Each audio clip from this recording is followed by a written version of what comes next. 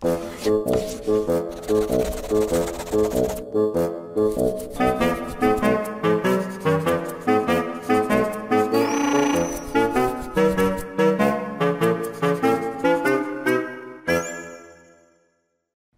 this lecture, we're interested in function, protein function. Okay, so we're going to talk about protein function. So we talked about fibrous globular proteins. In particular, fibrous proteins are used for structural purposes. Okay, so that was structural protein. Now, before we go into enzymes, okay, we're going to talk about hemoglobin and myoglobin. Okay, they carry molecular oxygen. Okay, that's important for you. So this is a very good problem, a biological problem, not necessarily a chemical problem, but a biological problem. Oxygen transfer. Okay, so we know that in vertebrates, we require oxygen throughout our body because we need to do respiration. However, oxygen, molecular oxygen, has low solubility in plasma. Therefore, your molecular oxygen transport has to be done through some kind of a protein facilitated mechanism. Because it makes sense, right? You can't just wait for your O2 to diffuse. Diffusion is not fast enough. And then the solubility of O2 is not good enough. You can wait for diffusion through your bloodstream. Too slow, okay? Too slow. So for most vertebrate animals, we use hemoglobin and myoglobin to provide tissues with continuous supply of molecular oxygen. Right? So here, let's take a look at the figure here.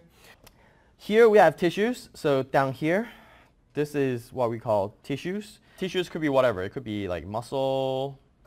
It could be whatever. Skin, organs. Okay, it could be whatever. Okay, tissues. Where do we get our molecular oxygen from? We breathe. We breathe in oxygen, and oxygen goes into your lungs. Okay, so here in the lung, you have a large amount of oxygen. Okay, your oxygen content is high. Now, how do you go from the lung to your tissue? Okay, so that's sort of the stuff that we're going to be talking about pretty much the entire next week. You're going to have proteins called hemoglobin that will bind molecular oxygen. Okay, and then those hemoglobin will travel through your arteries. They're going to travel, and then they're going to get into your peripheral tissues, and then they're going to dump your oxygen onto what? Okay, onto myoglobin. Myoglobin are the oxygen carrier in your muscles, for example. And then myoglobin will then grab this molecular oxygen and then grab them into your mitochondria or whatever. It's going to cause your local tissues to have an oxygen supply. You breathe in your oxygen from the outside into your lungs, and then you have hemoglobin grabbing the oxygen from the lungs, taking them through the bloodstream, and then end up at your tissues, and then it's going to dump the oxygen onto things like myoglobin or the cell directly, and then myoglobin can also then take that oxygen, give it to your cell. So pretty much that's what I said, right? So that's the writing. And of course, in this case, in your tissues, you generate CO2. That's the result of respiration. And then CO2 also is brought back to the lung by your hemoglobin. We'll talk about that mechanism when we get to hemoglobin. So today, just show you the cartoon structure or the protein structure of myoglobin and hemoglobin. Right off the bat, I'm going to tell you that they look very similar. But myoglobin is a monomeric protein. Hemoglobin is a polymer. Not polymer, but multimer. Hemoglobin is a heterotetramer of alpha 2, beta 2. Okay, so it has an alpha protein and a beta protein. And alpha subunit has 141 amino acids, whereas the beta subunit has 146 amino acids. Now, even though they're alpha and beta, but actually in structure, they look very similar. So you can actually see, I don't know if you can tell, they look similar from the picture, but they do. Now, hemoglobin is responsible for oxygen transport between lung and tissue. Myoglobin is a monomeric protein, about 153 amino acids, and what it does is it's the local O2 storage and carrier. Okay, so you don't want to just let your oxygen fly around, like flow around inside your tissues. you still have something that grabs your oxygen and temporarily store it inside the tissue. As you're using up the oxygen, myoglobin will release the oxygen. And then the CO2, hemoglobin will carry it away, go back to the lung, and the hemoglobin will then grab new oxygen, go back to the tissue. Hemoglobin contains 2 identical alpha chains and 2 identical beta chains. The letter A to H, meaning A, B, C, D, E, F, G, H. They actually refer to the alpha helices of your hemoglobin or your myoglobin. Same thing, A, B, C, D, E, F, G, H. What you see is that in myoglobin and hemoglobin, this protein is primarily composed of alpha helices, little beta structure, mostly alpha structure. The alpha and beta chains are very similar but have distinct primary structures and folds. Okay. Note that the alpha chain does not have a D helix. So where's the D? Yeah, you don't have a D, right? So you have A, B, C, and then you don't have D, and then immediately you go to E. Each of the 4 chains in hemoglobin has a folded structure similar to that of myoglobin, like I said. Now, each subunit for hemoglobin or myoglobin will contain a prosthetic group heme. Do you guys know what heme is? Now, I want to define a couple of things here. Number 1, I want to define what is a prosthetic group. Prosthetic group is a cofactor molecule tightly bound to the protein, which often participates in catalysis and or protein function. So it's a chemical molecule. Okay? It's a molecule. It's not part of the protein per se. It's another chemical molecule that is attached to the protein. Okay? And usually it's very tightly bound to the protein. That's why we call it prosthetic group instead of just a cofactor. So here we define 2 more things. We have apoprotein and holoprotein. Apoprotein refers to protein without the prosthetic group. Holoprotein is protein with the prosthetic group. Okay? Obviously, which one is functional? It's the holoprotein. Okay? Apoprotein does not have function because it's not, usually the prosthetic group is related to the catalysis or to the function, but in the apoprotein, it doesn't have that functional group yet. Okay? It does not have that prosthetic group yet. Right? So as a result, apoprotein is usually not functional. So structure of heme, in the next 5 minutes, I'll just go over the structure of heme. Heme is a cofactor molecule, usually not very soluble, as you can see from the structure. It's usually composed of a porphyrin ring, and porphyrin ring is referring to basically this. Okay? It's an aromatic macrocycle. It's usually planar. Right? It's aromatic. That means that it's planar. And usually heme will have an ion at the center. Okay? And in this case, for heme, it's usually a iron ion. So if you take, this is protoporphyrin, this is porphyrin ring.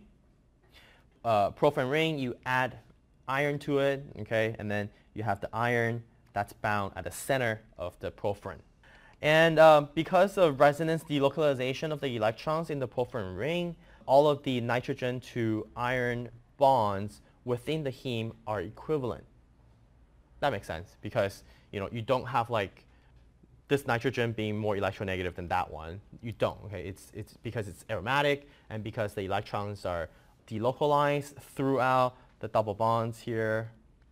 Okay, so that the electronic pull, okay, the electron pull from the nitrogen will be equal. Okay, so pretty much you can think of this as anchors for this particular iron.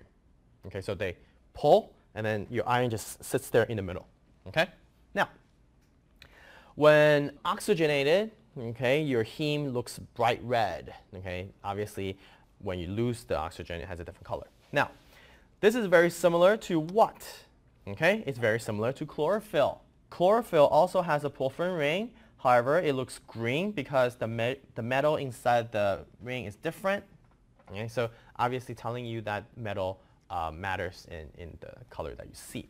iron is coordinated inside of your myoglobin or hemoglobin, pretty much the same thing, and it's pretty much found here between the EFGH helix. And your heme is usually planar, and that iron at the center, it's usually going to be coordinated by an octahedral geometry. Now, this is your iron, and you have 4 bonds to the nitrogens of the heme. So the red thing is this guy is the heme. And then you have 2 more bonds that can attach to the iron, and one of the bonds is mediated by histidine on the F helix. Okay, on the F helix, you have a histidine right here, and histidine here you have nitrogen here, and then that can attach to your iron molecule right there in the center. Okay, so we have 2 histidine here. Actually, you have one that's here and another one that's here. Now, only the histidine 93 or F6, this one, we call that the proximal histidine. Okay, we call that, this is the proximal histidine. This guy is attached to your iron, but then the distal, there's another one, distal histidine. This guy is not attached to your iron. That one is there to stabilize oxygen. So oxygen here, oxygen can interact with the iron, okay?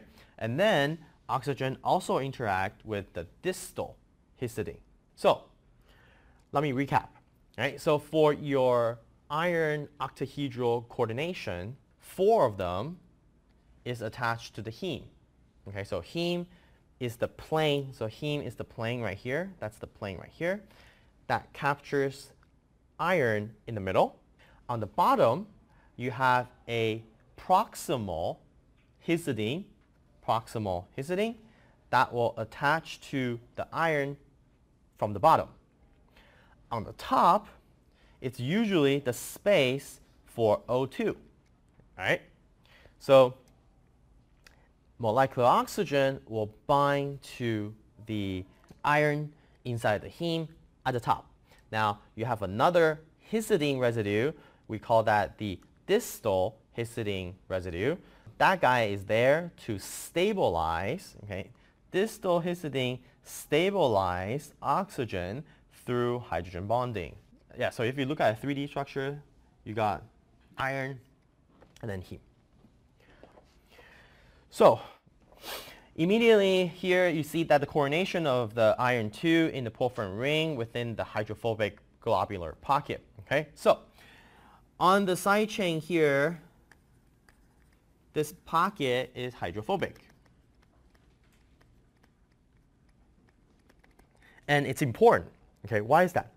Because hydrophobic will sort of prevent your molecular oxygen from moving inside too much and then oxidize your iron. Okay, here notice you have iron 2+ instead of iron 3+.